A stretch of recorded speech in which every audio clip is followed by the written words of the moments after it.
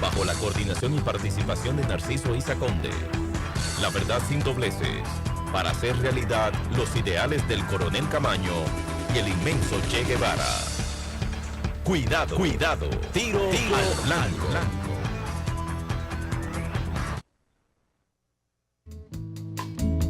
Qué triste se oye la lluvia en los techos de cartón. Qué triste vive mi gente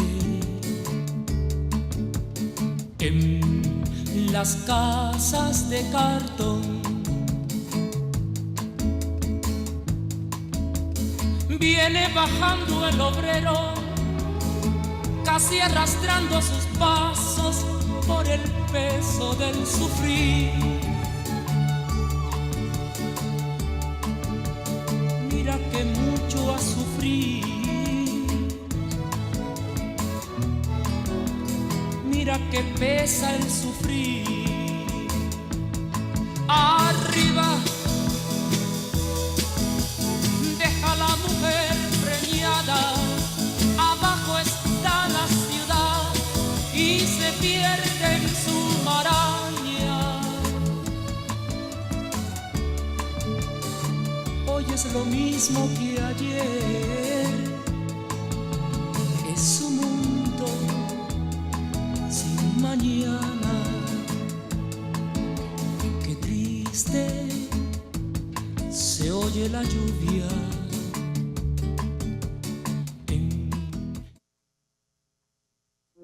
Esta nueva semana.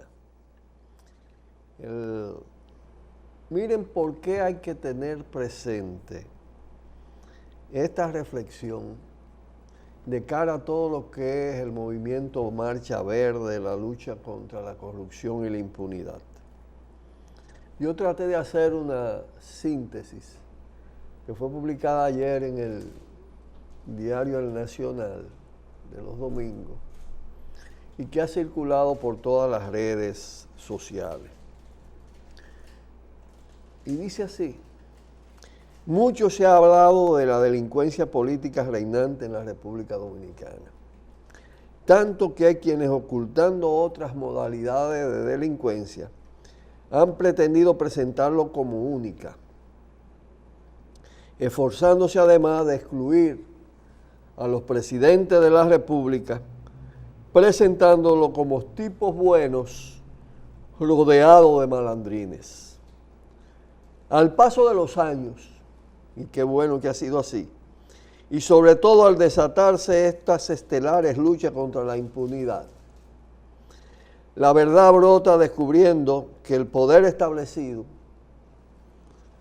todas sus vertientes dominantes, política, empresarial, militar, policial y transnacional, se han convertido en un poder delincuente, con fuerte característica de narcopoder, cuyas cúpulas, mientras más elevadas sean sus funciones, y la más elevada es el presidente, mayores son sus responsabilidades delictivas en cuanto a acumulación de poder ilegítimo y fortunas escandalosas, sea directamente o a través de testaferros.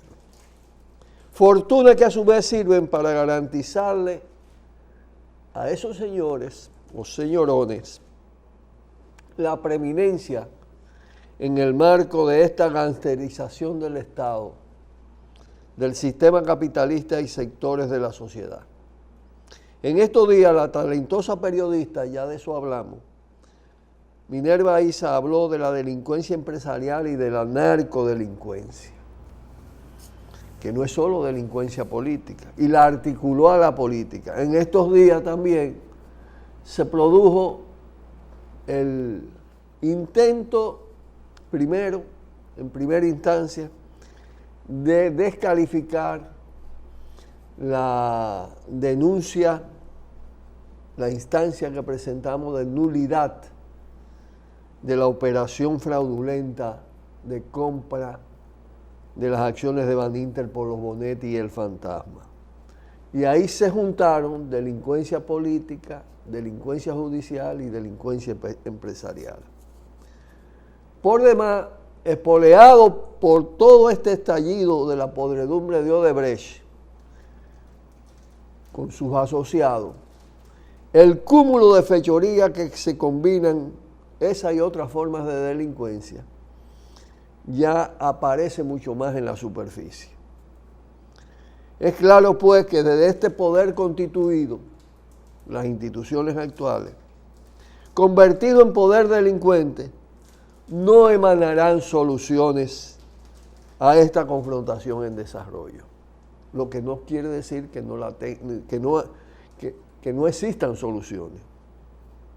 Esta institucionalidad hermética, controlada por esa amalgama delictiva, articulada para garantizar la impunidad a sus protagonistas y beneficiarios, carece de vía, de medio para hacer justicia e implementar reformas que detengan su proceso de putrefacción. Por eso cada día lo más negativo se empeora y el caos progresa. Para ponerle fin, y aquí está la solución de fondo, a la impunidad será necesario anular este poder, el poder delincuente, en todas sus manifestaciones, convirtiendo en contrapoder al pueblo movilizado en pro de su reemplazo. Es obligatorio entonces forzar desde las calles a su desplome político, para dar inicio a una transición que abra cauce a un poder constituyente que recree las instituciones, las leyes y el proyecto democrático. ¿Por qué traigo a colación esto? Porque hoy se producen dos manifestaciones que indican que es necesaria esta reflexión. Una es la del obispo Osoria, que lo que hace es repetir lo que dijo Masalle, en el sentido de que reconoce que este es un Estado delincuente, que no hace justicia, pero entonces siembra el pesimismo. No le busca salida. Bueno, si el poder es delincuente y si el sistema, usted no puede decir aquí no va a pasar nada. No, aquí tiene que pasar algo. Aquí tiene que pasar algo. Y algo grande además. Es decir, ese poder hay que echarlo abajo. Esa tiene que ser la conclusión. Y aquel que funja de orientador o orientadora de este pueblo, y eso pretenden ser sacerdotes y jerarcas de la Iglesia Católica, no pueden evadir esto. Como tampoco se puede evadir el tema en términos de la delincuencia. No es verdad que el problema es que allí no patrullaron y que aquí patrullaron, o que allí había apagones y aquí no. Ese poder delincuente es el que genera toda esa delincuencia que se produce en la calle. Porque un poder podrido no está en capacidad de erradicar ningún tipo de delincuencia. Entonces, la receta tiene que estar clara. Pausamos y volvemos. Cuidado, tiro al blanco. Tiro al blanco.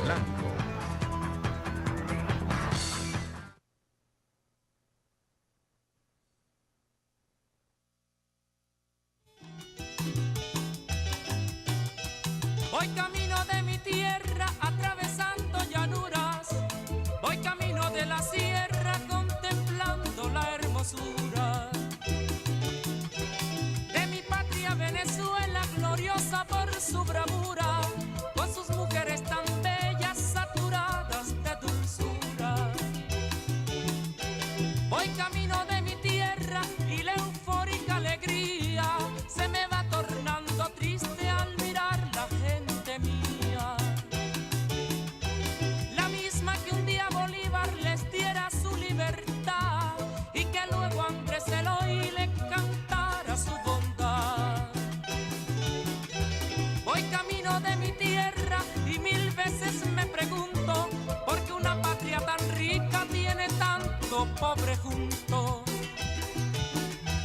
Y por qué los que dirigen, en vez de su tanto hablar, no les dice la conciencia que el dolor y la lo que hay que disipar, para que puedan gritar, pero de verdad, verdad. Bien, pudo evitarse un retroceso grave en el Ecuador, porque a pesar de que el candidato a la presidencia de la Alianza País Ecuatoriana había ganado ampliamente la primera vuelta, en segunda vuelta se apretaron las cosas. Parece que la campaña de la derecha y un cierto juego que hace una falsa izquierda lograron erosionar y poner un poco en riesgo esa candidatura, que es la continuidad del proceso. Y un proceso que ciertamente se ha debilitado, pero no tanto como en Venezuela. A pesar de que se evitó ese retroceso, en esa zona de nuestra América se está viviendo una situación muy delicada. Porque a consecuencia de la degradación del proceso bolivariano, que se acelera después de la muerte de Chávez, del crecimiento de las fuerzas de derecha y de su agresividad conspirativa, porque se despliega un plan múltiple de desestabilización, de erosión del régimen. A pesar de eso, también se da una cierta resistencia importante al retroceso. Esa degradación, a su vez, junto con un fenómeno de la vecindad, que es lo que está pasando en Colombia. Ahora se está anunciando que la FARC ya van a entregar 14.000 armas a las Naciones Unidas.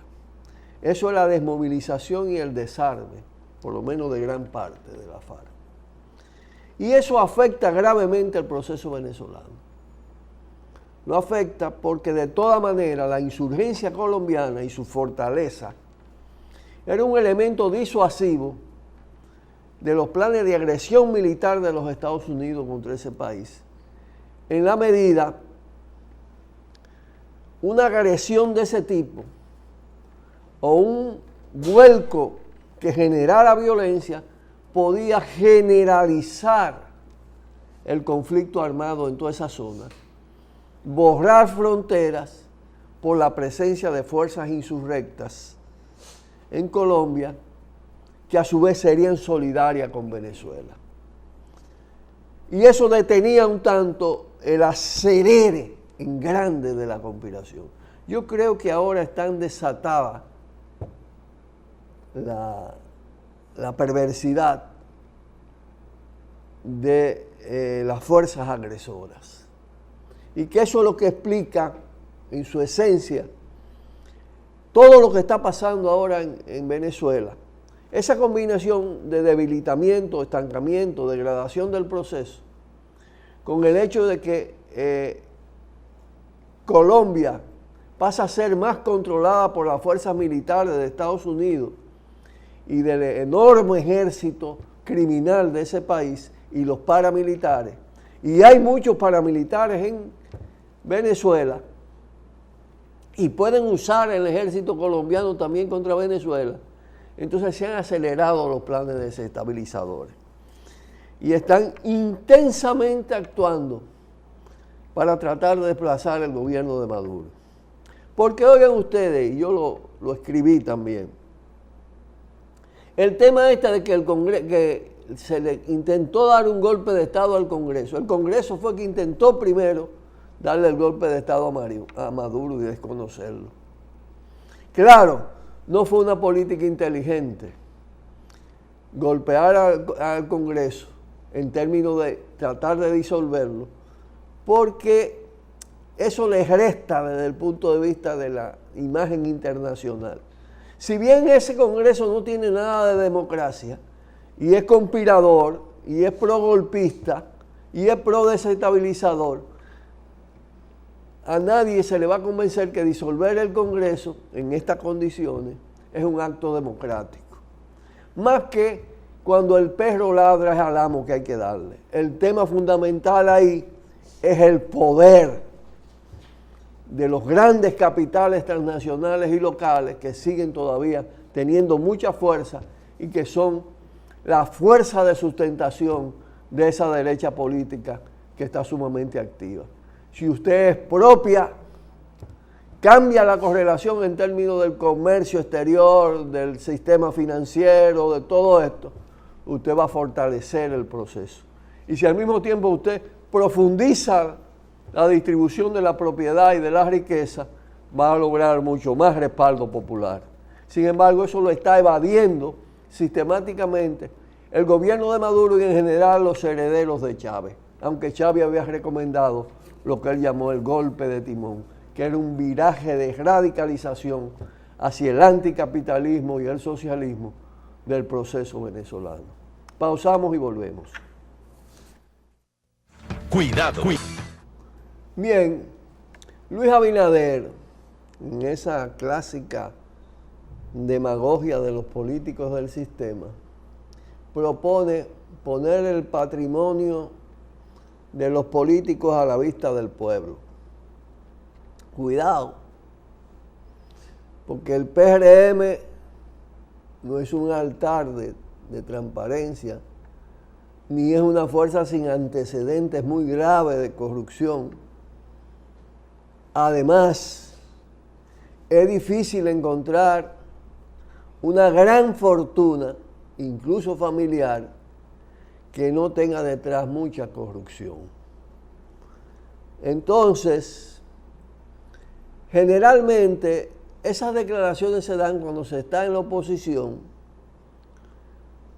y se está percibiendo que el pueblo dominicano tiene una reacción enérgica contra los corruptos, naturalmente bastante enfilada contra la corrupción estatal, gubernamental, actual, aunque de alguna manera aparece por momento la memoria de la corrupción y de la corrupción del poder y las otras modalidades, que no son solo la corrupción de los políticos, sino, como decía, la corrupción empresarial, la narcocorrupción, la corrupción militar, la corrupción de los generales, de los altos oficiales.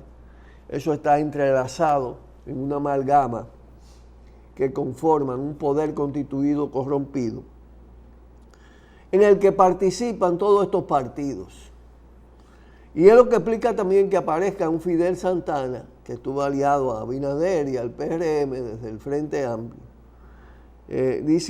haciendo definiciones de la Marcha Verde sin él estar en eso, pero señalando como que en la Marcha de Santiago aparecieron denuncias que se prestan a crear ruido porque se están involucrando a gente que no estuvo en la corrupción. Él debiera decir cuáles son esas denuncias, porque aparecieron cartelones en Santiago que tenían a Hipólito, que tenían a